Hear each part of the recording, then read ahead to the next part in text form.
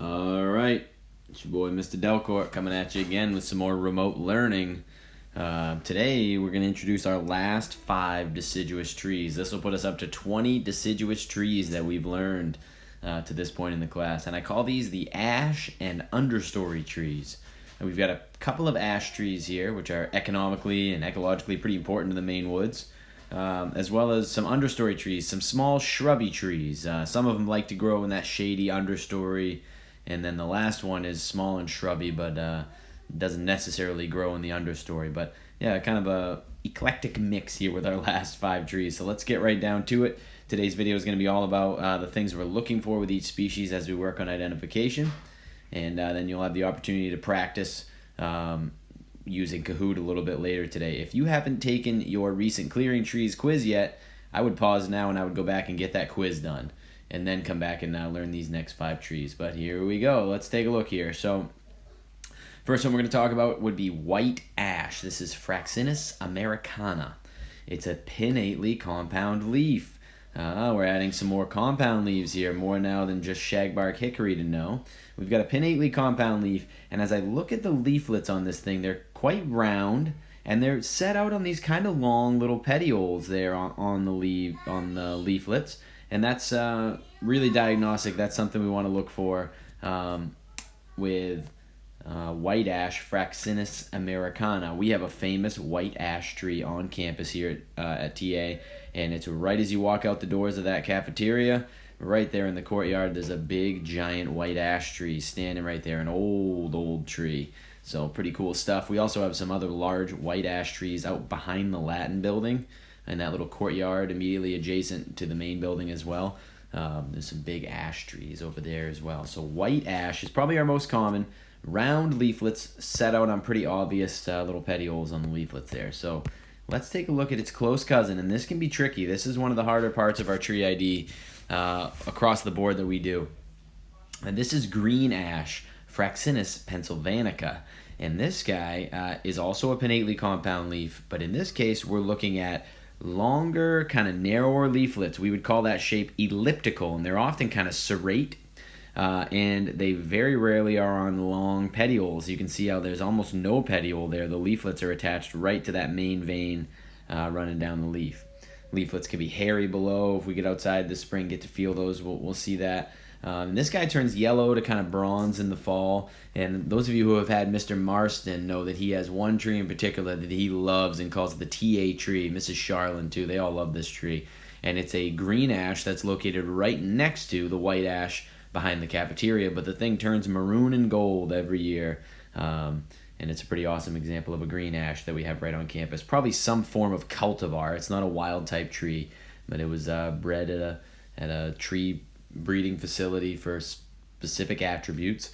Yeah, both of our ash trees, green ash with its long elliptical leaflets and short petioles, and white ash with its rounder leaflets and longer petioles, both are pretty important economically. The lumber is highly valuable. We use it for things like baseball bats, and our native cultures used to make baskets out of ash trees as well. Lots of different uses for ash. So again, overall, as I look at the white ash, it just looks fuller to me. There's not as much open space in a white ash leaf as compared to a green ash leaf, which tends to look kind of empty because those leaflets are quite a bit narrower. So there's our 2 ash trees. Going to take a lot of practice there. If you have any questions, email me, anything. Use your Forest Trees and Maine book. Good practice there too. And yeah, so let's move on to our next one. We've got American Hornbeam, Carpinus caroliniana. And this is an understory tree that grows commonly in the Maine woods. We have tons of it behind TA. It's got a name often used by Mainers as musclewood because it's got such smooth bark that have what look like striations, and I'll show you that here in just a minute. But the leaf can be kind of tricky. It looks a lot like yellow birch or even beech maybe. What I'm going to do is always show you these winged fruits that it produces in the images, and those will kind of be a tip-off that'll tell you, ooh, I must be looking at American Hornbeam. Let's go and take a look at that musclewood and see what they're talking about there. So let's look up musclewood. I bet if we just Google musclewood, we're going to see images here of an example of why they call American hornbeam musclewood. You can see there real smooth bark, but it almost looks like muscle striations in the bark, and there's a lot of really good examples of this right behind TA as you walk down the Eastern Trail behind the Junior Trojans field. You're going to see that musclewood growing on either side of the trail. Say hi, Scarlett. Hi. Scarlett's watching my lecture today and learning tree ID, those ash and understory trees. So there you have it, musclewood. There's another example of a stump going in the ground. You can see why they call that musclewood. Really, really hard wood on the American hornbeam, Carpinus caroliniana. Look at that doubly serrate leaf. It's pinnate and simple. Good stuff. All right, moving on. Let's talk witch hazel, Hamamelis virginiana. This is a really neat leaf, really, really unique. It's one that's really tough to miss when you see it out in the woods. One of the cool things about witch hazel is that it's smoothed up near the branch, and then it develops these small lobes down at the end of the leaf. The veins are unlike any other leaf in the Maine woods, and it's got an offset base. We learned about the offset base with the American elm, and this tree has it as well. It's an understory tree, and it's the only tree in the Maine woods that blooms in the fall. Let's go check that out. That's my birthday. Yeah, Scarlett's birthday is in the fall. And right around Scarlett's birthday, October 16th, witch hazel is blooming. So let's check this out. Let's go, let's look up the scientific name. I'm this because it's not really, I'm going outside to play. Oh, Scarlett's going outside to play. Because Mommy said I can get some energy to run outside. Yeah, that's a good idea. So let's take a look at some Hamamelis virginiana leaves. Can you hold it? Yeah, you need your coat zipped. Let's do it. There you go. So if we look here, we're going to see witch hazel leaves. We've got offset bases there. Look at that. Look at the lobed, wavy ends. Again, it's an understory tree, and I've told some classes, man, this is a tree that I really grew to hate a little bit as when I was working for a surveyor. A lot of machete work on the witch hazels as we were trying to work in the woods. There's tons of this stuff in the understory in southern Maine, and it can be tricky to work around, so we did a lot of macheteing of witch hazel. But you can see those showy flowers there.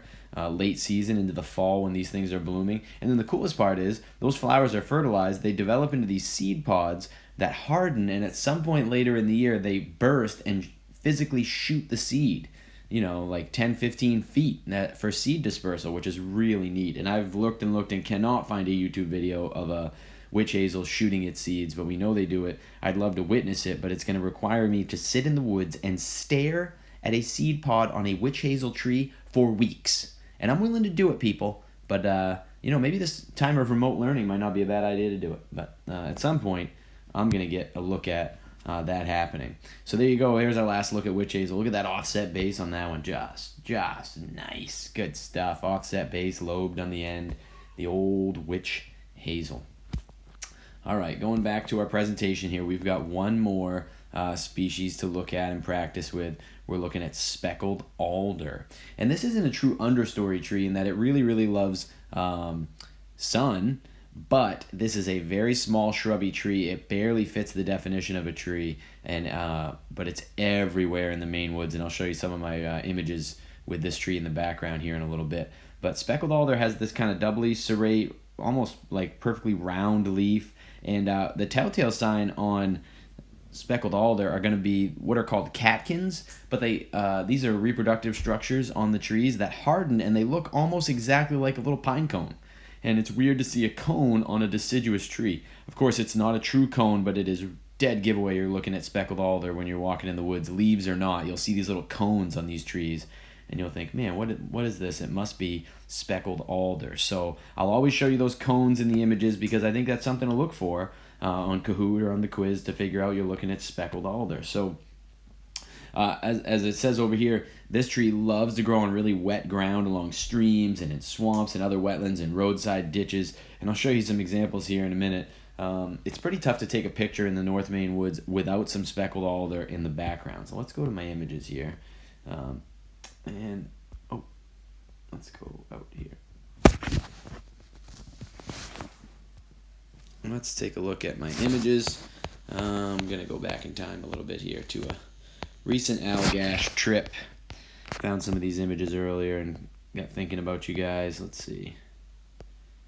We got a lot of Anglers Society photos here. Saw this one the other day. Thought I had to show you this. Check this out. Not a species we're learning right now. That's a big red spruce tree in an old growth forest I got to walk through. But check out who's looming in the background there. Little baby striped maple. And look at those beautiful palmate simple leaves on that striped maple all growing in the understory there. So little hunter's helper out in the old growth up in the North Maine woods. But if we go back, let's take a look at some speckled alder. Well, in this picture, what do we have? We've got a moose. Bull moose running down the road. He's chomping on some vegetation. But if you look over here next to him, I mean, moose are cool, whatever.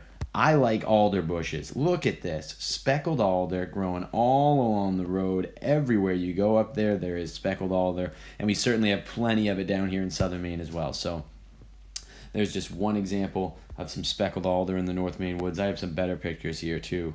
Let's see if I can find them. Here's a cool spot on the way into Allagash Lake.